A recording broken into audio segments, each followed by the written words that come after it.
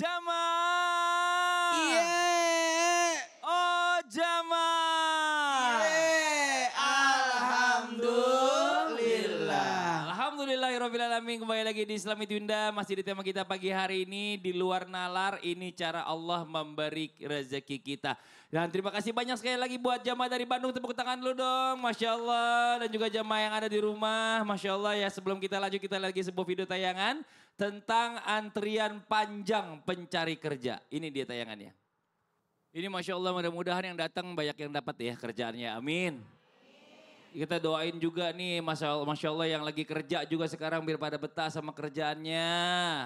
Banyak orang yang udah dapat kerjaan, udah kerja nggak betah. Karena katanya ngerasa dirinya nggak cocok lah. Ngeluh lah, ginilah, gitulah, bosnya beginilah, temennya begitulah. Macem-macem aja. Ada aja ya Bu ya. Yang nganggur di rumah lebih banyak. Yang pengen pekerjaan Anda juga banyak, hati-hati ayo. Nah sebenarnya nih kita pengen tanya juga nih. Katanya kadang-kadang Allah itu memberikan kita rezeki itu atau menempatkan seseorang untuk mendapatkan rezeki itu di tempat yang kita malah nggak suka, Bib. Nah ini mohon izin penjelasannya kenapa seperti itu. Silakan, Fadhal. Tepuk tangan buat Habib Usman. Afwan Ustaz Maulana, Ustaz Syah, Mas Fadli. Bismillahirrahmanirrahim. Allahumma salli ala Sayyidina Muhammad wa ala ali Sayyidina Muhammad. Allahumma salli alaihi. Cara Allah memberi rizki itu unik. Terkadang dengan menempatkan kita di tempat kerja atau tempat usaha yang kita nggak suka supaya dilatih. Mental kita lebih kuat lagi, lebih mantapkan lagi. Atau lebih dahsyat lagi, lebih hebat lagi. Sehingga kita memiliki mental yang kuat. Wa asa an takrahu syai'an wa huwa khairul lakum.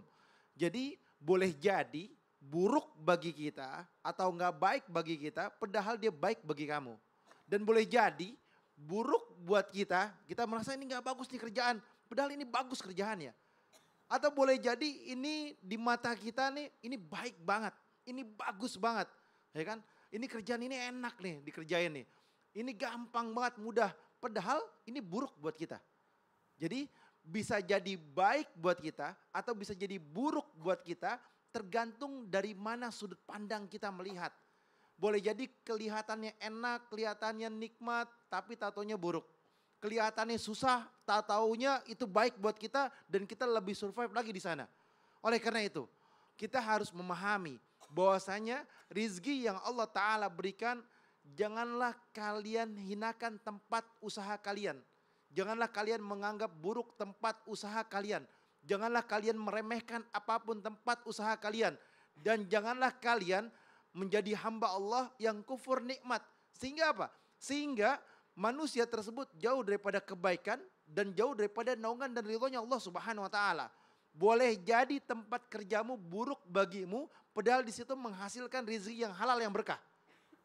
Dan ketika engkau mencari rezeki yang banyak, rezeki yang lebih ataupun uangnya kelihatannya enak dilihatnya, tapi di dalamnya haram, di dalamnya penuh dengan hal-hal yang buruk, sehingga apa? Tidak ada kebaikan di dalamnya dan engkau mendapatkan kehancuran di dalamnya. Oleh karena itu, syukurilah, berterima kasihlah kepada Allah Subhanahu wa taala. Hormati daripada setiap kerjaan yang kau dapatkan, karena kerjaan ini yang bisa membuat dirimu menyambung hidupmu, menyambung daripada kehidupan keluargamu, menyambung daripada kehidupan anak-anakmu. Bersyukur, berterima kasih, tahadus bi ni'mah, janganlah kalian kufur nikmat. Sehingga apa? Sehingga Allah ridha kepada kita dengan cara, ya Rabb, ini rezeki yang halal, ini yang berkah, aku dapat sedikit tapi penuh dengan kebaikan. Jangan sampai engkau lihat nikmatnya banyak di tempat yang lain, atau lihat tergiur tempat yang lain, padahal di dalamnya menjual hal-hal yang Allah tidak ridhain, di dalamnya penuh dengan keharaman, penuh dengan penipuan, atau penuh dengan sebuah hal yang Allah tidak ridhain. Masya Allah. Makasih banyak Habib. Tepuk tangan dong buat Habib Usman. Tuh buat jemaah ya. Jangan tergiur sama sesuatu yang duitnya banyak aja. Nggak taunya dalamnya penuh keharaman. Nggak berkah buat kita. Mendingan yang banyak yang bagus. Masya Allah. Itu lebih enak. Iya dong.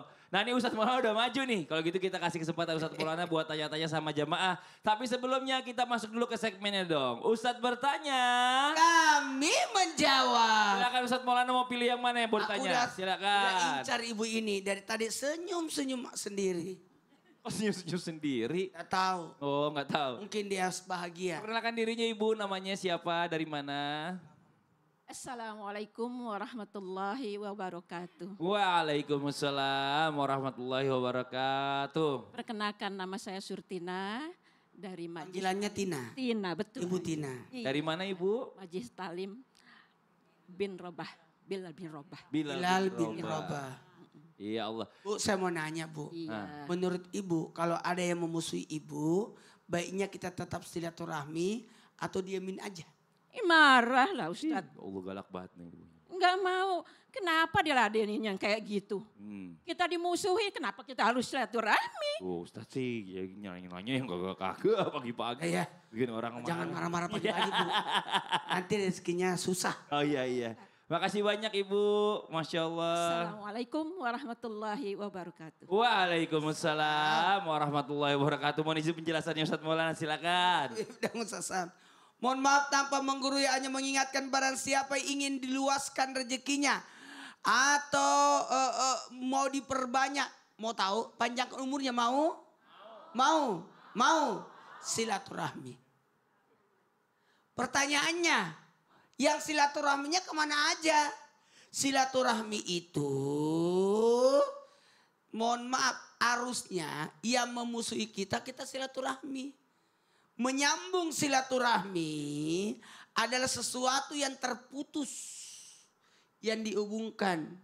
Sehingga tidak ada lagi orang yang terputus silaturahminya sama kita.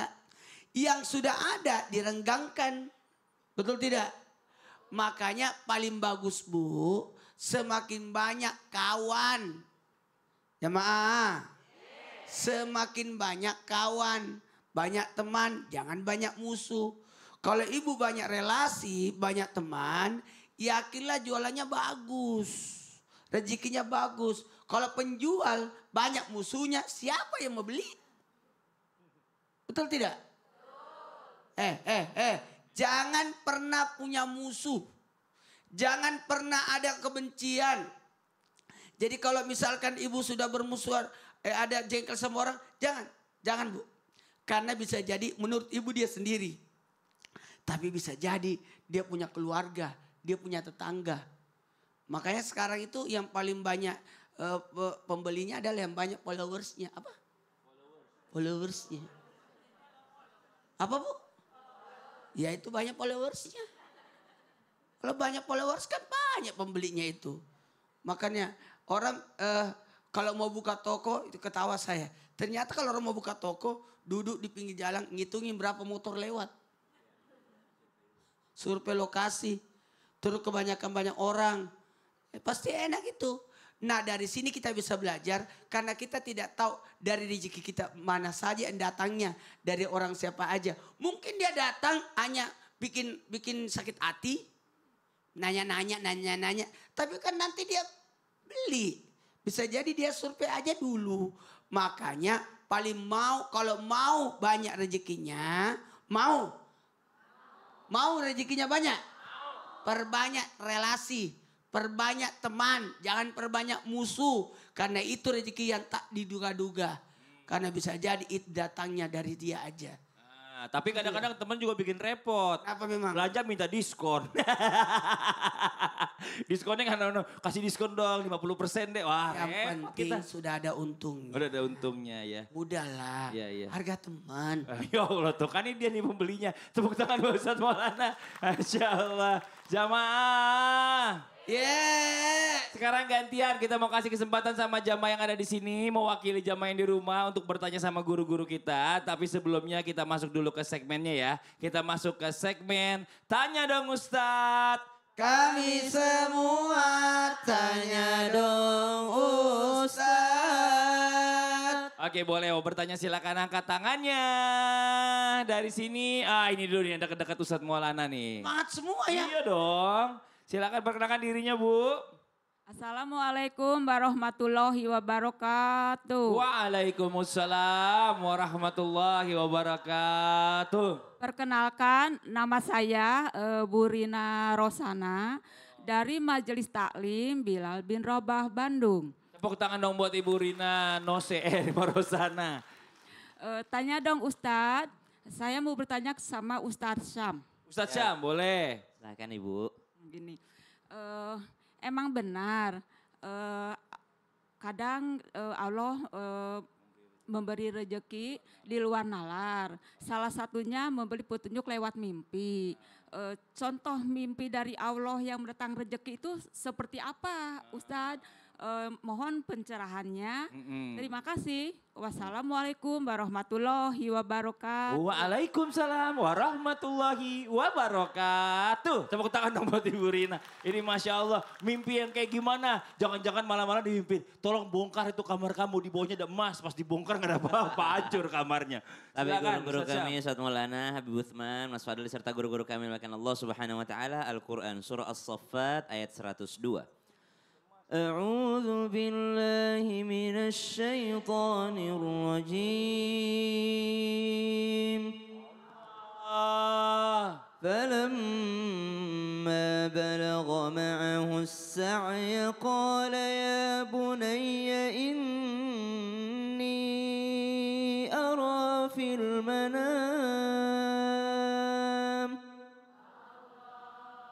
يا بني إني أرى في المنام أني أذبحك فانظر ماذا ترى قال يا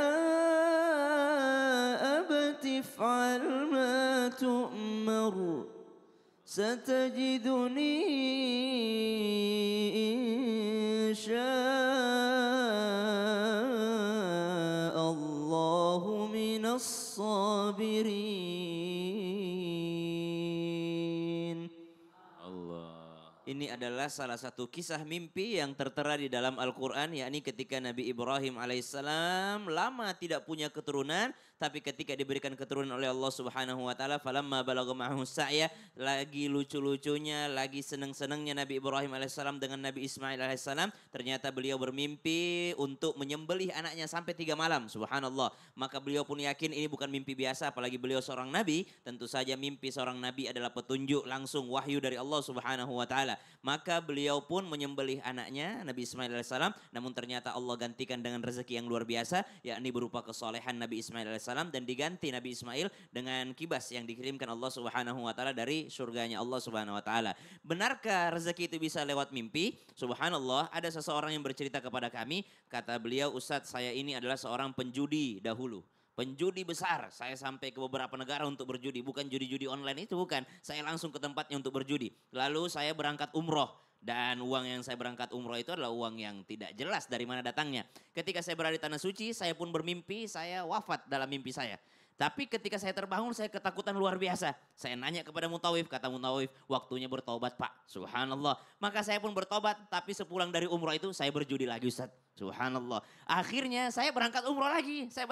Tapi kali itu saya bermimpi wafat lagi, tapi saya tidak respon apa-apa. Saya biasa, ini mimpi biasa. Namun ternyata ketika saya bermimpi wafat itu, ketika terbangun saya nanya lagi, maka dikasih tahu sama Mutawifnya, kalau Bapak kali ini tidak benar-benar tobat, maka yang mimpi itu akan jadi kenyataan. Benar-benar Bapak akan meninggal su'ul khotimah, meninggal tidak baik. Subhanallah, akhirnya pada saat itu pun saya berhenti berjudi Ustaz. Dan Alhamdulillah ketika saya berhenti berjudi, justru Allah lipat gandakan rezeki saya. Yang mana saya tinggalkan yang haram-haram, tapi justru Allah gantikan yang halal yang jauh lebih banyak. Tepuk tangan dong Bu, Masya Allah. Jadi bisa jadi mimpinya itu iya. mimpi tidak enak, mimpi mati. Subhanallah, Iya. justru itu jadi rezeki tobat. Benar, rezeki tobat. Mimpi benar. sakit keras ternyata terbangun, masih sehat. Oh, saya masih dikasih sehat, sakitnya lewat mimpi, berarti saya harus lebih tobat lagi, lebih dapat hidayah lagi. Benar, jaga makannya, jangan sembarangan. Apalagi udah umurnya 40 lebih, hati-hati. Tepuk tangan Pak Ustadz Syam, Masya Allah. Nah tuh, buat jamaah Islam yang ada di rumah hari ini temanya bagus banget, seru banget ya. Makanya nanti kita lanjutkan lagi tema kita pagi hari ini. Apa sih temanya? Temanya adalah di luar nalar. Ini cara Allah memberi rezeki kita. Yang di rumah jangan pindah channel dulu ya. Tetap di Islam itu Indah. Jamaah. Yeay.